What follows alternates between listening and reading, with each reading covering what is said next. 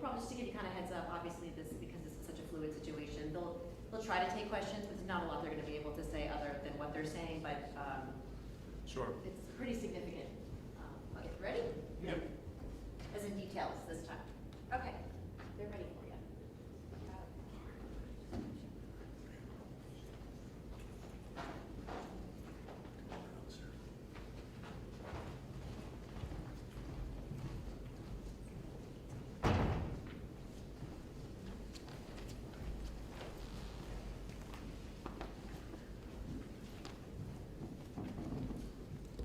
Good afternoon, everyone. I'm Deputy Chief Tim Kugel with the Auburn Police Department.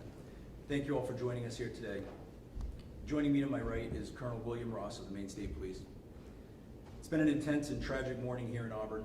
Incidents like the one we have experienced today are most frightening for our community, especially in the light of the events that took place this past October.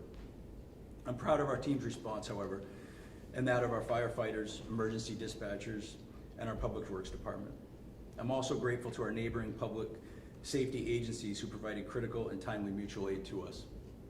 The Lewiston Police Department, the Androscoggin County Sheriff's Office, and of course the Maine State Police, as well as Mechanic Falls Police Department.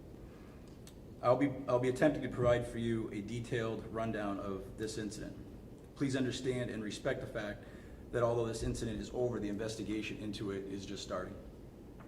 Many questions will remain unanswered, but in time those questions can and will be answered for you.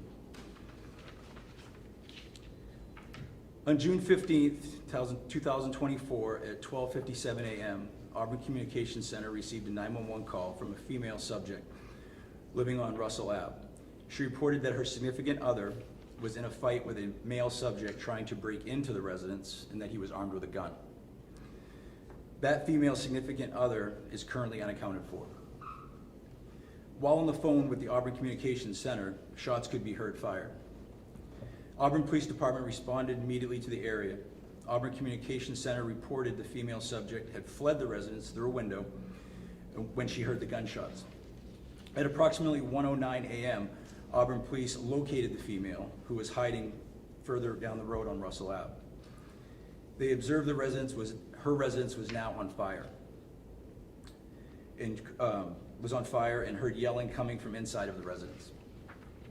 At 1:10 a.m., the female identified the male subject who had been breaking into her residence as Leon Hinckley. Smoke detectors can be heard going off in the residence at this time, and fire can be seen coming from the windows beginning to engulf the building. At 1:15 a.m., Auburn officers report Leon Hinckley fired shots at them. Androscoggin County deputies were also on scene at this time. At 1:23 a.m., Mr. Hinckley was heard yelling at the officers from inside of the residence. At approximately 1:25 a.m., Auburn Police requested the Maine State Police tactical team respond to their location for assistance. At approximately 1:27 a.m., Auburn Police reported that Mr. Hinckley was shooting at them for a second time, and that now a second building, a residence on Russell Avenue, was now on fire as well. Mr. Hinckley fled the residence, briefly taking shelter in a neighboring garage, also located on Russell Ave. The homeowner alerted law enforcement to this fact. They responded. However, Mr. Hinckley had fled the garage, making his way to a rooftop, flat rooftop of a home just down the street. At this time, when he was doing that, he was brandishing a firearm from the rooftop. This time I'll turn it over to Colonel Ross. Thank you, Chief. Good afternoon, everyone. Again, a great collaboration between law enforcement agencies and our other public safety members. It's important that they're recognized for the great work that they did today. Just to add on to what the Chief was saying regarding the timeline, at approximately 5:36 this morning, the State Police tactical team members located Mr. Hinckley on the rooftop of 33 Russell Avenue with a firearm.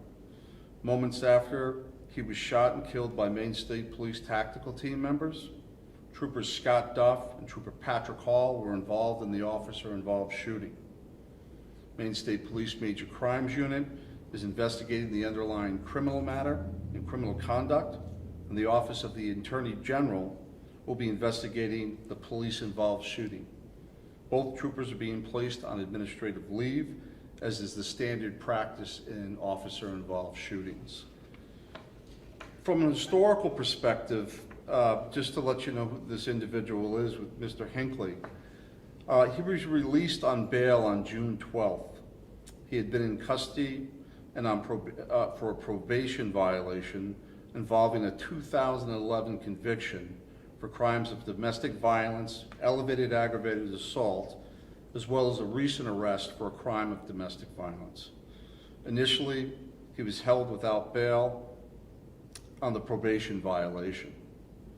Over the objection of the district attorney's office, the court reduced his bail to $1,500, concurrent with conditions including house arrest at a residence in Lewiston. I'd be happy to talk to you or answer some questions. Again, this is an ongoing investigation. It's also an officer-involved shooting. We'll defer any of those questions to the Attorney General's office. Again, we are still looking for an individual, but right now there's obviously no threat to the public as the suspect has died. So at this time, I'd open it up to any questions you might have. Any other known injuries involved in the situation, or are the two police officers in okay condition? The two troopers that were involved in the shooting are. I can't comment any further. Chief, you may want to comment on your folks. No officers were struck by firearms. However, one officer who was shot at attempting to remove himself from that situation did fall and injured his leg. He was taken to a local hospital, treated for minor injuries, and was released. And no one with the Auburn Police Department is in administrative leave? No. Again, folks, there's a lot going on. I think more will be coming out as the weekend unfolds. Certainly, we'll be disseminating information as appropriately to you folks. Thank you for your partnership, and when more information comes available, we'll make sure that we're getting it out to you. Thank you. Quick question, was there an injury to the woman who originally called in, or was she okay? That's still under investigation now, and again, we'll have more concise information for you as this unfolds. Thank you.